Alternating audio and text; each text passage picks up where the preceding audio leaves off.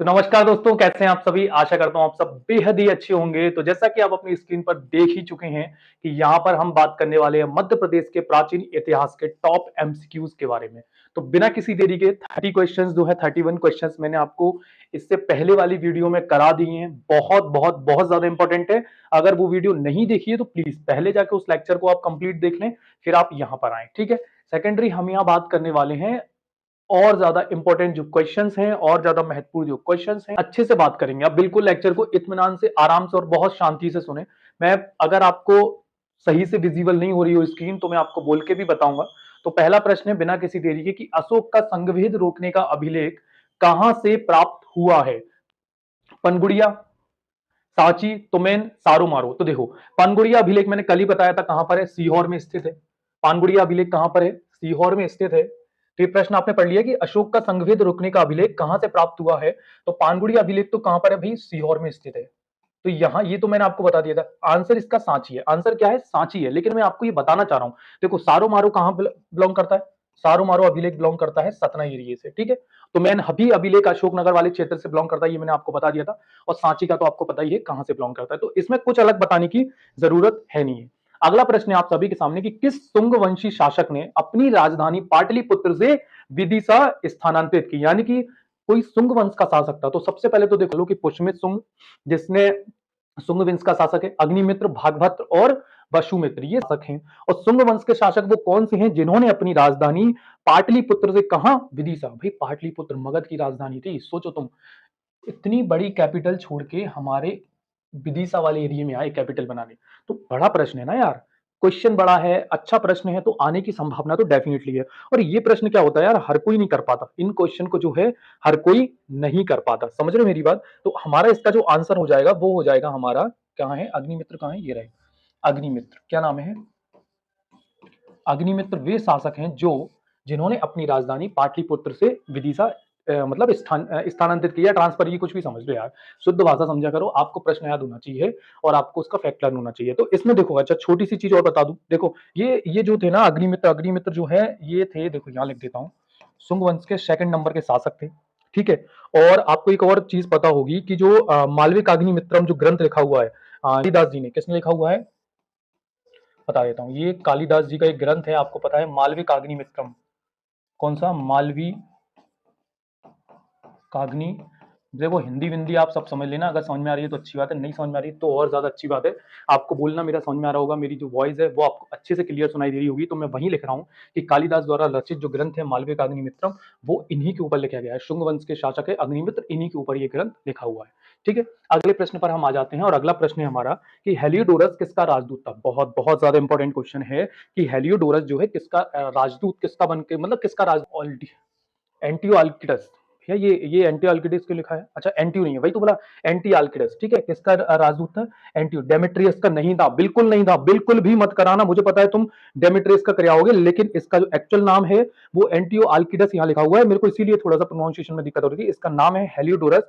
यूनानी राजदूत था। कौन था, हेलियोडोरस यूनानी राजदूत था, जो किसके दरबार में आया था, जो भागभद्र के दरबार में आया था। आपको पता है ना कहाँ का है भैया ये देखो यूनानी राजदूत था और किसके दरबार में आया, ये आया भागभद्र के दरबार में। हेलियोडोरस यूनानी राजदूत था, भागभद्र के दरबार में आया था। और इसने ही, जो आपको पता है, ये विदिशा की कहाँ बात की भाई, कहाँ है विदिशा। हाँ, ये जो विदिशा की बात करी ना, यहाँ पर गरुण स्तंभ है, गरुण स्तंभ। और ये गरुण स्तंभ की स्थापना किसने की थी भैया, ये गरुण स्तंभ की स्थापना की थी ये व्यक्ति ने, हेलियोडोरस नामक व्यक्ति ने गरुण स्तंभ की स्थापना की थी। ठीक है। एक सेकंड में लिख देता हूँ यहाँ पे, गरुण स्तंभ यहाँ किसने बनवाया, हेलियोडोरस ने ही। गरुण स्तंभ जो है मध्य प्रदेश के विदिशा में जो गरुण स्तंभ है वो हेलियोडोरस ने बनवाया। और ये हेलियोडोरस कौन था, यूनानी राजदूत था। ठीक है। तो ये देखो, आप इसका स्क्रीनशॉट ले सकते हैं बिल्कुल आराम से। बहुत ही इंपॉर्टेंट प्रश्नों की हम यहाँ बात कर रहे हैं, बहुत ही इंपॉर्टेंट प्रश्नों का हम यहाँ देख रहे हैं। ठीक है। इसमें कहीं कोई दो राय नहीं है कि जी अच्छे प्रश्न नहीं है, आप सब देख रहे हैं ये बहुत अच्छे प्रश्न है। तो मैं चेंज कर रहा हूं, आप स्क्रीनशॉट ले लो ये, क्योंकि सब कुछ चला जाएगा लिखा हुआ, ये गया। अगला प्रश्न हम सबके सामने है कि सुंग वंश का अंतिम शासक कौन था। अब बिल्कुल, अब ये बताओ कि भाई सुंग वंश का अंतिम शासक कौन था। तो मैं पेन ले लेता हूं सबसे पहले, और सुंग वंश का अंतिम शासक मैं आपको बता देता हूं, देवभूति का है। देवभूति ये लिखा हुआ है, कौन है, ये देखो मैं लिख के भी बता दे रहा हूं आपको अलग, अगर सही से नहीं दिख रहा हो तो, कि सुंग वंश का अंतिम शासक जो है वो था देवभूति। कौन था? देवभूति। ठीक है, और इन्हें भैया एक और चीज है, ये भी मतलब अब अंतिम शासक है तो किसी से हारे होंगे, अंतिम तभी तो हुए जब किसी से हारे होंगे। तो ये किससे हारे, मतलब किसने इनको डिफीट किया? डिफीटेड बाय, बताओ बताओ, कर्ण वंश की स्थापना की थी उसने इनको डिफीट करके। किसी को इंपॉर्टेंट पता है क्या? नहीं पता, कोई बात नहीं यार, आपको कर्ण वंश का संस्थापक नहीं पता तो फिर तो जरूरी है भाई पता होना।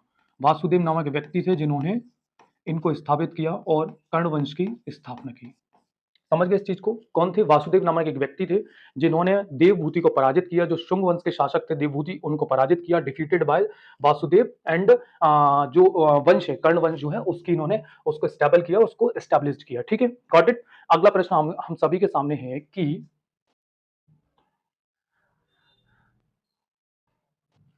सांची के किस तोरण द्वार पर गौतमी पुत्र शतकर्णी के नाम का उल्लेख मिला है? गौतमी पुत्र शतकर्णी मतलब सातवाहन वंश आ गया। तो सातवाहन वंश के कौन से शासक गौतमी पुत्र शतकर्णी के नाम का उल्लेख मिला है कि भाई एक गौतमी पुत्र शतकर्णी नामक व्यक्ति थे। तो सांची का जो सांची के स्तूप बना हुआ है उसका वो कौन सा तोरण द्वार है? तो कोई बताएगा मुझे इसका आंसर? कोई बात नहीं, मैं बता देता हूँ। ये दक्षिणी, ये यहाँ लिख लो, कांसी का कौन सा तोरण द्वार? तो यहाँ लिख लो कि दक्षिणी जो तोरण द्वार है सांची स्तूप का, वहां पर आपको, हमने कल भी बात की थी स्तूपों के तोरण द्वार के बारे में, इंपॉर्टेंट प्रश्न आते हैं, यहाँ से याद करने हैं आपको। सांची के किस स्तूप पे मिला है? तो भाई दक्षिणी तोरण द्वार पर गौतमी पुत्र जो सतकर्णी है उनका जो है उल्लेख मिला है, और बोला गया है कि भैया ऐसा है कि ये जो उज्जैन निमाड़ वाला जो क्षेत्र है ना, यहाँ पर इन्होंने जो मालवा लिख लो, मालवा निमाड़ वाला क्षेत्र, उज्जैन निमाड़ एक ही बात है यार, मालवा निमाड़ वाला जो क्षेत्र है वहां पर इन्होंने शासन किया था। और ये जो व्यक्ति हैं, क्या नाम है, सबसे प्रतापी शासक रहे हैं भैया गौतमी पुत्र शतकर्णी। किस वंश के सबसे प्रतापी शासक रहे हैं भाई? सातवाहन वंश के सबसे प्रतापी शासक रहे हैं। ठीक है ना, अब लिख लेना, प्रतापी लिखा हुआ है वो। अगला प्रश्न आपके सामने है कि नासिक अभिलेख किसके द्वारा बनवाया गया? तो नासिक का जो अभिलेख है वो किसके द्वारा बनवाया गया? तो बिल्कुल आप सही बोल रहे हैं, ना इनके द्वारा बनवाया गया, ना इनके द्वारा बनवाया गया, ना यज्ञाश्री के द्वारा बनवाया गया गौतमी बलश्री के द्वारा। तो गौतमी बलश्री के द्वारा जो है नासिक का जो अभिलेख है वो बनवाया गया। किसके द्वारा बनवाया गया? गौतमी बलश्री। अरे ये क्या होता है, देखो मेरी बात सुनो। गौतमी पुत्र शतकर्णी, अब शतकर्णी कौन, इनकी माता का नाम है, ये ध्यान रखो। ये जो सातवाहन वंश थे वो अपने सामने मात्र सत्तात्मक वंश था ये, और अपने साथ में अपनी माता का नाम इंक्लूड करता था। ठीक है, तो इससे गौतमी बलश्री, यानी बलश्री कौन है? इनकी बलश्री माता है। तो गौतमी पुत्र शतकर्णी की जो माँ है वो गौतमी बलश्री है। तो गौतमी पुत्र शतकर्णी की जो माँ हो गई वो गौतमी पुत्र बलश्री हो गई, उन्होंने ही पूना में अभिलेख बनवाया था। और ये गौतमी बलश्री कौन है? ये गौतमी पुत्र शतकर्णी की माँ है, गौतमी पुत्र गौतमी बलश्री। समझ गए मेरी बात? यहाँ कुछ नहीं है कि गौतमी बलश्री जो है ये महिला है, और किसकी माँ है? शतकर्णी की माँ है, और जिनके इनके ही द्वारा नासिक में जो अभिलेख है वो बनवाया गया था। ठीक है, अगले प्रश्न पर हम आ जाते हैं। देख रहे हो हम कितनी डिटेल में बात कर रहे हैं। ठीक है, ये तो हो गया ना। यज्ञश्री शतकर्णी के सिक्के कहां से प्राप्त हुए? देखो मध्य प्रदेश के क्षेत्र से अगर ये चीजें प्राप्त हो रही हैं तो कहीं ना कहीं इंपॉर्टेंट है कि नहीं है? इंपॉर्टेंट है कि नहीं है? बहुत इंपॉर्टेंट है भैया, बहुत इंपॉर्टेंट है। और हमारा जो आंसर है वो लग जाएगा त्रिपुरी। त्रिपुरी मतलब जबलपुर। यहाँ पर कांग्रेस का अधिवेशन भी हुआ था। कोई बताएगा मुझे कांग्रेस का कौन सा अधिवेशन हुआ था यहाँ पे और कब हुआ था? ठीक है, तो यहाँ पर मध्य प्रदेश के त्रिपुरी यानी कि जबलपुर क्षेत्र में जो है यज्ञश्री शतकर्णी के सिक्के प्राप्त हुए हैं। ये बहुत इंपॉर्टेंट प्रश्न है और आप इसको बिल्कुल याद रखें। ठीक है, अगला प्रश्न आता है कि पता है ना, ये भैया ये सातवाहन वंशी था जिन्होंने वो क्या बोलते हैं यार, शीशे के सिक्के चलवाए थे। ठीक है, अगला प्रश्न आ जाता है, टोलमी ने ओजोन का राजा किसे कहा है? देखो टोलमी जो ट्रैवलर था, टोलमी जो ट्रैवलर था उसने ऐसा कौन सा मतलब राजा है जिसको ओजोन, अरे ओजोन क्या नाम है जी भाई, ये ओजोन क्या होता है? उज्जैन का राजा, ये उज्जैन लिखना था, कोई बात नहीं, हम स्प्रिंट हो जाता है थोड़ा थोड़ा, टाइपिस्ट भी इंसान ही है। टोलमी ने उज्जैन का राजा किसे कहा है कि भाई ये उज्जैन का राजा है और ये बहुत मतलब एकदम प्रतापी शासक है, बहुत मतलब एकदम निर्भीक शासक है। तो किसके बारे में कहा है कि उज्जैन का राजा? तो टोलमी ने कहा है कि भाई उज्जैन का राजा है चस्टन। चस्टन जो है वो उज्जैन का राजा है। ये किसके द्वारा कहा गया है? ये टोलमी के द्वारा कहा गया है। और ये चस्टन आपको पता होगा कि कादरमक वंश जो था, कादरमक वंश का संस्थापक है। पता होगा ये चीज आपको कि चस्टन जो है वो कादरमक वंश का संस्थापक है, और ये उसको ही टोलमी ने उज्जैन का राजा कहा है। ठीक है, और कुछ तो नहीं बताना, उज्जैन के बारे में आपको पता चल गया जो कादरमक वंश का संस्थापक है। अच्छा मैं चस्टन के बारे में एक चीज और बता दूं कि मध्य प्रदेश का सबसे बड़ा शहर, सबसे बड़ा शहर अब कौन सा हो गया है? शिवपुरी हो गया है। और शिवपुरी से जो है चस्टन के सिक्के प्राप्त हुए हैं। हाँ, ठीक है। मध्य प्रदेश का सबसे बड़ा शहर कौन सा हो गया? शिवपुरी हो गया है। और शिवपुरी जिले से जो है चस्टन यानी कादरमक वंश का संस्थापक चस्टन के जो सिक्के प्राप्त हुए हैं वो शिवपुरी जिले से भी प्राप्त हुए हैं। ये बहुत इंपॉर्टेंट है, याद रखना कि ये नहीं दिया भाई, किसी बुक में नहीं दिया। बहुत सारी बुक हैं जिनमें पता ही नहीं है कौन चस्टन, यही नहीं लिखा हुआ वहां पे, है ना। तो मैं एमपीजीके की बात कर रहा हूँ जिनकी आप ले लेके घूम रहे हो। मध्य प्रदेश में सर्वप्रथम तिथि युक्त चांदी के सिक्के किस शासक ने चलवाए? तो सबसे पहले तिथि युक्त यानी कि वो चांदी के सिक्के जिन पर तिथि लिखी हुई थी कि भाई ये इस एरिया में इस कालखंड में इन सिक्कों को जो है छपवाया गया है। तो वो कौन से सिक्के हैं जिन पर तिथि युक्त चांदी के सिक्के चलवाए? तो आंसर है हमारा, आंसर है रुद्रदामन। रुद्रदामन का आपने जूनागढ़ अभिलेख सुना ही होगा, कहीं कोई इसमें दो राय नहीं है। तो वही है भैया जिन्होंने सुदर्शन झील का मतलब सॉरी रुद्रदामन का गिरनार अभिलेख आपने सुना ही होगा। और वही है, ये वही है रुद्रदामन जिन्होंने वो जो झील थी ना, सुदर्शन झील थी, उसका जो है निर्माण भी करवाया था। ठीक है, पुनर्निर्माण करवाया था जिन्होंने सुदर्शन झील का। ठीक है, मैं लिख देता हूँ गिरनार अभिलेख, रुद्रदामन से ही संबंधित है, ये संस्कृत का अभिलेख है ना। और ये बिल्कुल आप वो भी लिख लें कि सुदर्शन झील का भी इन्होंने पुनर्निर्माण करवाया था। ठीक है,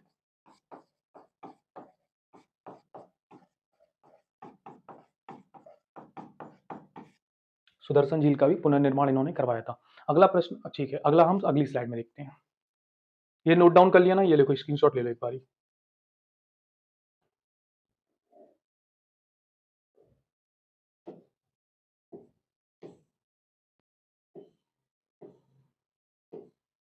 इंपॉर्टेंट प्रश्न है, देखो।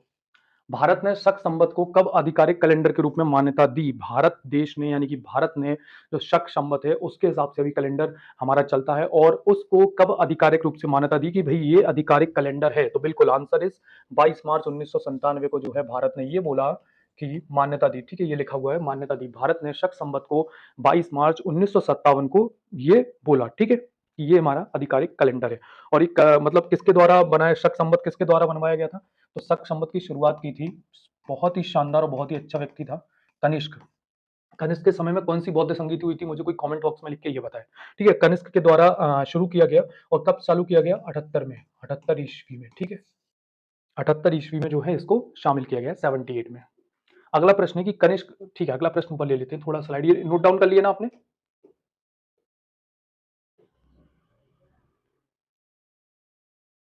कनिष्क का नाम किस अभिलेख में मिलता है? कनिष्क का नाम मध्य प्रदेश के किस अभिलेख में मिलता है? बिल्कुल, कनिष्क का नाम मध्य प्रदेश के किस अभिलेख में ये बात होती है कि कनिष्क नामक कोई एक व्यक्ति था जो बहुत ही शानदार था। तो सबसे पहले तो याद रखो, कनिष्क का नाम जो है वो हमें हमें किस जगह से मिलता है? वो हमें यहाँ से कॉइन प्राप्त हुए हैं जिनमें हमें पता चलता है कि भाई कनिष्क नामक कोई व्यक्ति था। और कॉइन प्राप्त हुए मध्य प्रदेश के शहडोल वाले क्षेत्र से। बिल्कुल बताऊंगा, देखो इसका आंसर भी आपको बताऊंगा, लेकिन सबसे पहले हमको ये पता होना चाहिए कि हम बात जो कर रहे हैं उसका कोई फैक्ट हमको अच्छा पता होना चाहिए जिसके बारे में हम एक उंगली उसकी पकड़ के चल पाएं और वहां पे प्रश्न के उत्तर तक पहुंच पाएं। तो कनिष्क जो है मध्य प्रदेश में इसके कॉइन मिले हैं, मध्य प्रदेश के शहडोल वाले क्षेत्र से हमें इसके कॉइन प्राप्त हुए हैं।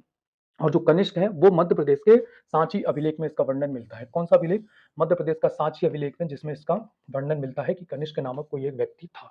इससे हमको पता चलता है। ठीक है, अभी कुछ बताने की बहुत ज्यादा आवश्यकता नहीं है, बहुत अच्छा है और इजी प्रश्न है, आप खुद को सभी को ये चीज पता होगी।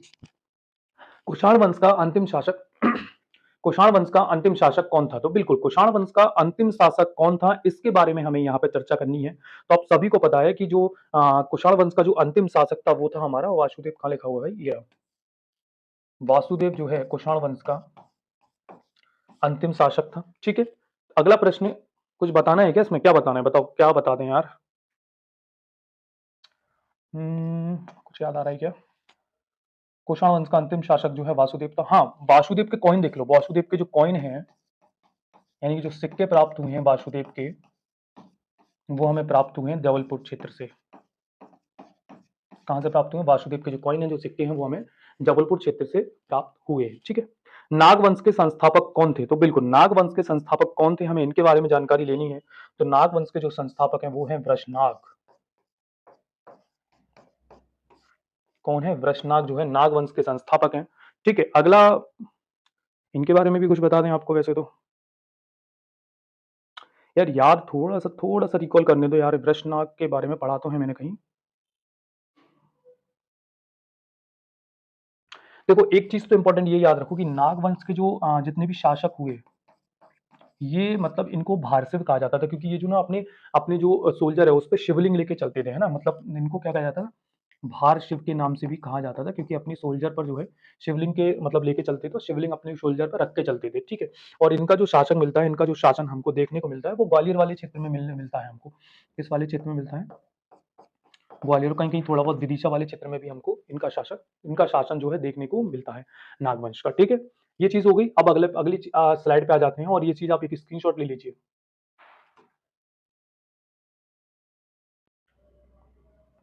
अगला प्रश्न है हमारा कि आभीर वंश किस क्षेत्र पर शासन करता था। देखो अगर आपने वंश पढ़े होंगे कि कौन सा वंश किस क्षेत्र में था, नागवंश ग्वालियर वाले क्षेत्र में था, है ना, मगवंश किस क्षेत्र में था, और चेदी जो साम्राज्य वो किस क्षेत्र में था, ये चीजें मैंने आपको कल बताई थी। चेदी साम्राज्य मध्य प्रदेश के बुंदेलखंड वाले क्षेत्र से बिलोंग करता है। लेकिन मैं आपसे वंशों की बात कर रहा हूँ। आभीर कहाँ था, बघेलखंड वाले क्षेत्र में कौन से वंश थे, मालवा में कौन कौन शासन कर रहा था, उज्जैन, जबलपुर, निमाड़, कौन कौन से वंश में कहाँ कहाँ शासन था, ये चीज आपको बहुत अच्छे से याद करनी होगी। प्रश्नों के जरिए मैं आपको ये बताना चाह रहा हूँ कि ये इंपॉर्टेंट प्रश्न है, अब आप इसको डिटेल में भी पढ़ें, ठीक है। अगर आपको ये प्रश्न आता है तो बिल्कुल आपने वंश वाला चैप्टर अच्छे से कर रखा है। लेकिन यदि आपको ये प्रश्न नहीं आता तो वंश वाला चैप्टर कहीं ना कहीं आपका जो वंश ये जो डायनेस्टी वाला चैप्टर है, या फिर वंशों वाला चैप्टर है कि कौन सा वंश कहाँ पर था मध्य प्रदेश क्षेत्र में, ये आपका थोड़ा सा कच्चा है। इसको आप एक बार जाके पढ़े। टेस्ट सीरीज लगाने का मतलब ही यही होता है, ठीक है। 45वें नंबर का प्रश्न है, और हमारा आंसर हो जाएगा कि आखिर वंश जो है खानदेश, खानदेश मतलब पता है कि नहीं पता?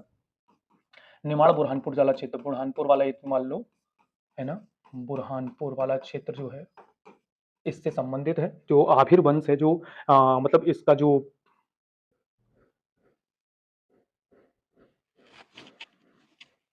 संस्थापक कौन है यार इसका, आभीर वंश का संस्थापक है हमारा इ- इ- ईश्वर सेन नामक एक व्यक्ति है। कौन है? बिल्कुल ऐसा नहीं है यार कि याद नहीं आएगा, जब इतना पढ़ रखा है तो याद तो आना ही है। आखिर वंश के जो संस्थापक हैं वो ईश्वर सेन है, और ये खानदेश वाला जो निमाड़ वाला क्षेत्र, निमाड़ से लेके मालवा तक ले गए थे यार इन्होंने, अच्छा खासा विस्तार किया था अपने मतलब एरिया का, अपने वंश का। और निमाड़ वाले बुरहानपुर वाले क्षेत्र में स्पेशली ये जो वंश है वो उस क्षेत्र में मतलब शासन करता था। उसका जो ऑक्युपाइड एरिया था वो निमाड़ वाला था। आरंग ताम्रपत्र किस वंश से संबंधित है? तो आरंग ताम्रपत्र किस वंश से संबंधित है? तो ये मैंने आपको बता ही दिया था कि आरंग ताम्रपत्र जो है वो कहाँ गया, वंश तुल्य वंश, ये रहा, राजर्षि तुल्य वंश, राजर्षि तुल्य वंश से संबंधित है आरंग ताम्रपत्र। ताम्रपत्र एक लेख है जो तांबे के जो पात्र होता है उस पर जो लिखा जाता है उसे हम ताम्रपत्र कहते हैं। और आरंग ताम्रपत्र जो है इस वंश से संबंधित है, राजर्षि तुल्य वंश, मैंने यहाँ तुल्य वंश करके याद किया था कि तुल्य वंश से जो है ये वाला जो ताम्रपत्र है वो संबंधित है। हाँ, ये वाला वंश अदर मिलता है हमारे ये जो मध्य प्रदेश का जो मलाजखंड वाला एरिया है ना, बालाघाट शिवनी वाला एरिया में, है ना। ये देख लो आप, किसी आपकी बुक में दिया है ये वाले वंश के नाम? नहीं दिया। अब नहीं दिया मतलब ये प्रश्न आ गया तो कहाँ से करोगे, चाहे पूरी बुक रटी रखी हो, दिक्कत वाला काम है ना यार। तो आरंग जो ताम्रपत्र है वो इस वंश से संबंधित है, और ये वाला जो वंश है हमारा बालाघाट सिवनी क्षेत्र में मिलता है हमें।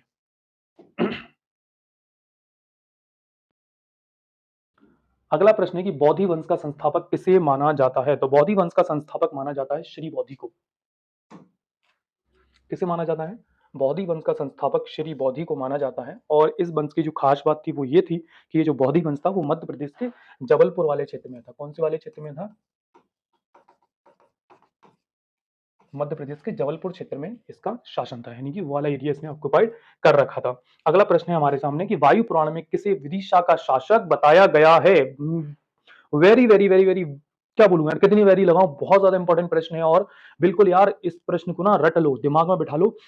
ऐसे प्रश्न देखने को बहुत कम मिलते हैं, और जो प्रश्नों का जो समावेश रहता है ना, एक आध दो प्रश्न ऐसे पेपर में वो पूछता ही है जिससे आपका जो कट ऑफ है वो कम से कम एक लेवल पे आए, तुक्के मारने वाले बाहर हो जाएं और नॉलेज वाले व्यक्ति अंदर हो जाएं, ठीक है। तो इनको बोलते हैं कि थोड़ा लेवल हाई वाला प्रश्न। वायु पुराण में किसे विदिशा का शासक कहा गया है? तो वायु पुराण में जो विदिशा का शासक कहा गया है वो कहा गया है हमारे, कहाँ गए विंध्य शक्ति, कहाँ गए, ये रहे। तो विंध्य शक्ति जो नामक शासक हैं, वाकाटक वंश के संस्थापक हैं ये। और ये जो वाकाटक वंश था वो बुंदेलखंड वाले क्षेत्र में था। मैं भी लिख देता हूँ, शक्ति किस वंश के शासक हैं, ठीक है। वाकाटक समझ में आ रहा है ना यार, समझ लेना। वाकाटक वंश के संस्थापक हैं और ये जो वाकाटक वंश है वो बुंदेलखंड वाले क्षेत्र से संबंध रखता है, ठीक है। और ये विंध्य शक्ति नामक व्यक्ति को ही वायु पुराण में जो है विदिशा का शासक कहा गया है। अगला प्रश्न है हमारा कि वह शासक जिसने 4 अश्वमेध यज्ञ करवाए। वाह यार, कितना मतलब कितने शानदार क्वेश्चंस हैं कि वह शासक जिसने 4 अश्वमेध यज्ञ करवाए उसका नाम क्या है। तो बिल्कुल यार, उस वंश का शासक है, उस वंश का शासक है ये प्रवरसेन। देखो यार, मैंने ये जो पुष्यमुत्सुंग है ना, उनके बाद जो शासक आया उन्होंने प्रवरसेन नामक एक व्यक्ति था जिन्होंने जो है यहाँ पर थोड़ा एक सेकंड हो गया, पानी पीना पड़ेगा।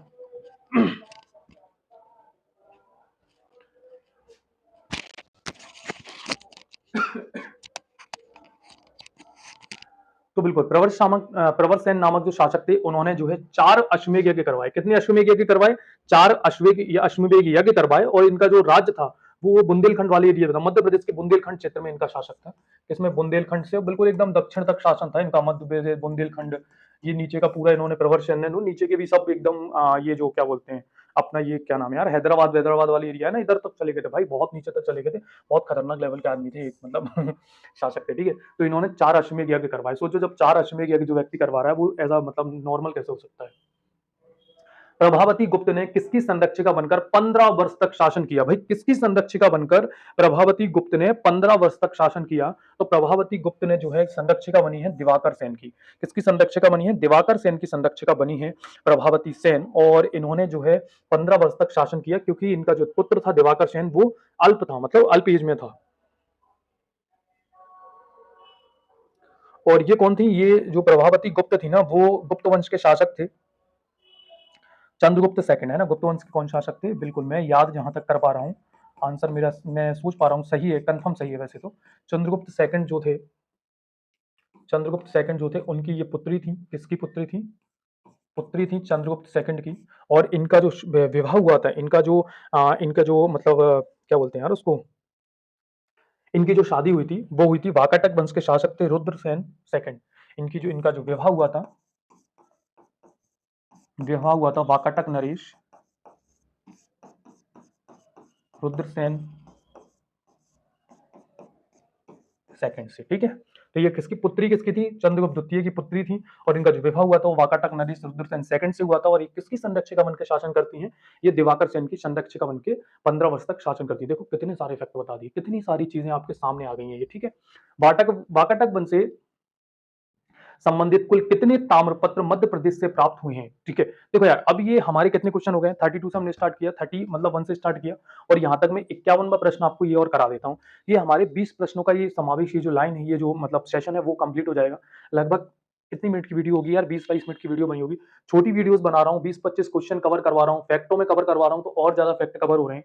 आप इनको जरूर देखें, जिससे क्या होगा यार, आपको बहुत ज्यादा समय भी नहीं लगेगा किसी एक वीडियो में देखने में, जल्दी से आप वीडियो खत्म कर दोगे और अच्छे खासे प्रश्नों का आपका जो है रिवीजन हो जाएगा। लास्ट प्रश्न करवा रहा हूं 51वां कि वाकाटक वंश से संबंधित कुल कितने ताम्रपत्र मध्य प्रदेश से प्राप्त हुए हैं? बहुत एक हाई लेवल का प्रश्न है, वैसे तो नहीं आएगा, लेकिन अगर आपको जानना है तो वाकाटक वंश से जो संबंधित कुल कितने ताम्रपत्र प्राप्त हुए हैं, तो मध्य प्रदेश से प्राप्त हुए हैं। वाकाटक वंश से संबंधित 5 ताम्रपत्र जो है मध्य प्रदेश क्षेत्र से प्राप्त हुए हैं। वाकाटक वंश के शासक मतलब किस एरिया से प्राप्त हुए हैं? ये बैतूल, छिंदवाड़ा, सिवनी, बालाघाट वाला जो एरिया है ना, वहां से इनके ताम्रपत्र ज्यादा रूप में, अधिकतर रूप में मिले हैं। तो ये 51 क्वेश्चन हमने यहाँ पे कर दिए।